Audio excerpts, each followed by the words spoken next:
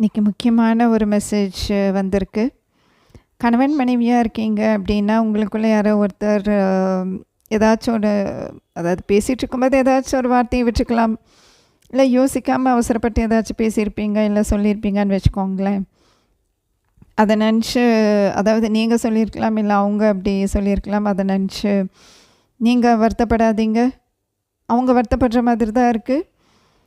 நீங்கள் அப்படி சொல்லிட்டீங்கன்னா நீங்களும் வருத்தப்படாதீங்க. 2 பேர்த்துக்கிட்டேயுமே அன்புங்கிறது உள்ளே இருக்குது. அதனால் நீங்கள் இந்த இந்த மாதிரி நடந்துச்சு அப்படின்னு நினச்சிட்டு நீங்கள் வருத்தப்பட வேண்டாம், சரிங்களா? அதுக்கு பதிலாக நீங்கள் பேசலாம், மனசு விட்டு பேசலான்னு வச்சுக்கோங்களேன். மனசு விட்டு பேசும்போது உண்மையாலுமே மனசுலேருந்து பேசுங்க. அது ரொம்ப முக்கியம். ஏன்னா நைட் ஆஃப் ஸ்வாட்ஸுங்கிறவர் மனசுலேருந்து தான் பேசுவார்.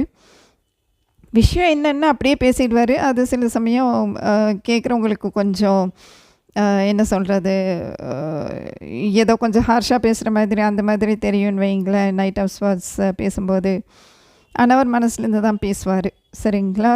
வார்த்தை வரும்போது கொஞ்சம் வேறு மாதிரி வரலாம், இல்லை கொஞ்சம் கடுமையாக தெரியலாம். அதுக்காக அவங்க மனசில் அன்பில்லை அப்படின்னு அர்த்தம் கிடையாது. உங்கள் மனசுலேயும் அன்பில்லை அப்படின்னு அர்த்தம் கிடையாது. நீங்கள் அந்த மாதிரி ஏதாச்சும் சொல்லியிருந்தீங்க அப்படின்னா.